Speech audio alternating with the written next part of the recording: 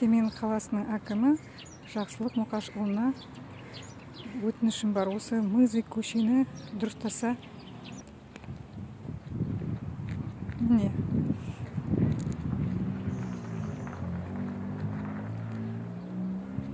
Шөптер өсіп кеткен. Асфальт жоқ.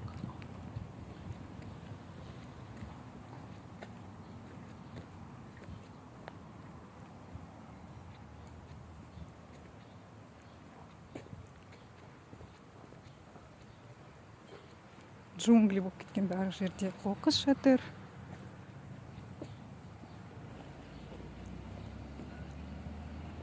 Осы кішкентай Мызы көшесін жөнге келтірсе болады ғой. Бірнеше рет видео жасап, өтініш жасап едім. Әлеуметтік желілер арқылы, бірақ өкінішке орай сол жартас, баяғы жартас болып жатыр.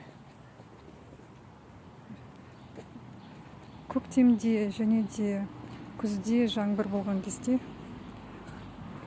жер лай болып адам өтуге өте қиын.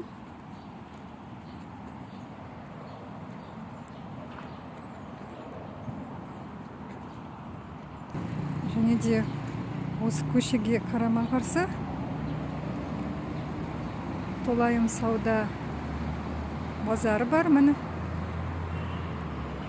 бұл жерде жаяу өтетін өткел жоқ. Бірнеше рет полицияға арызданып едім. Болмайды дейді.